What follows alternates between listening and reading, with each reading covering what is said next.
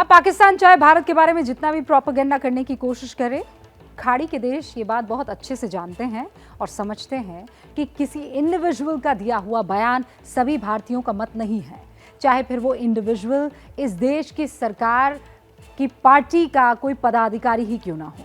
अब तो बीजेपी ने भी उन पर एक्शन ले लिया है।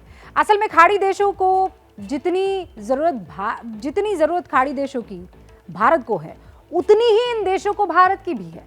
और सबसे पहले इस लाइन को जो मैं अभी आपको कह रही थी कि दोनों को एक दूसरे की कितनी ज़रूरत है, इन देशों का भारत के साथ जो व्यापार है उसे आप समझ लीजिए। ये कारोबार है जो भारत की ताकत है।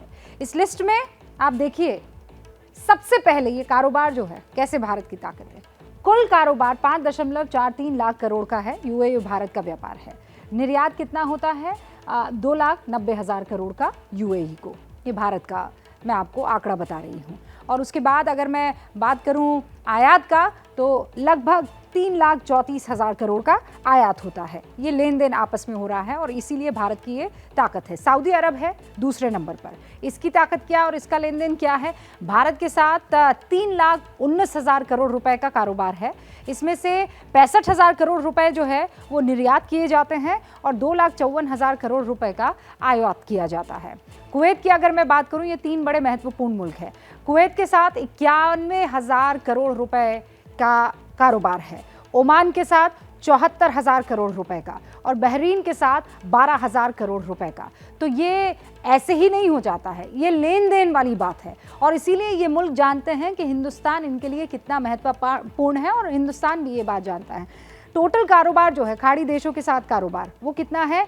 11.45 हजार करोड़ का, यानी 11,54,000 करोड़ का कुल कारोबार का ये 12% है इस वक्त।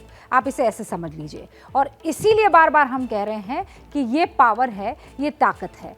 अब क्योंकि भारत अपनी ऊर्जा ज़रूरतों का 60% तेल इन्हीं अरब देशों से खरीदता है, तो फिर खरीदार महत्वपूर्ण हो ही जाएगा।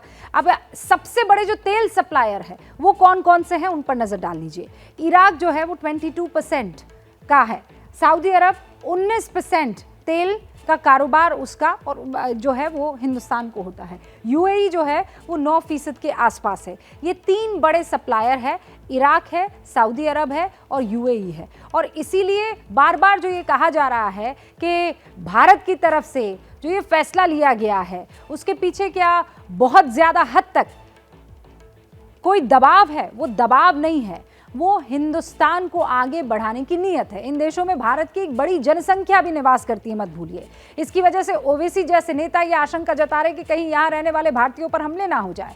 हालांकि इसकी आशंका ना के बराबर है और इसकी वजह भारतीयों की ताकत है। भारतीयों की यही वर्कफोर्स उनकी ताकत है जिसे खाड़ी के मुल्क बहुत अच्छे से समझते हैं। और वेंकैया नायडू को आप सुन रहे थे कि कैसे तारीफ हो रही थी बाकायदा। वहाँ पर सबसे ज़्यादा 34 लाख भारतीय कहाँ हैं? यूएई में है। सऊदी अरब में 26 लाख के आसपास सऊदी अरब में हिंदुस्तानी हैं। और कुवैत की अगर बात करूं तो लगभग 10,29,000 के आसपास। कतर में आप देख लीजिए 7,46,000 के आसपास भारतीय है। ओमान में 7,81,000 के आसपास है और बहरीन में 3,26,000 के आसपास कारोबार ये जो भारतीय हैं वो रहते हैं। और ये मेन कारण है मैन फोर्स का।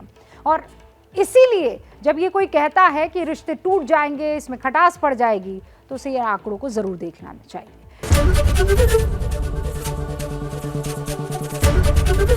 एबीपी न्यूज आपको रखे आगे।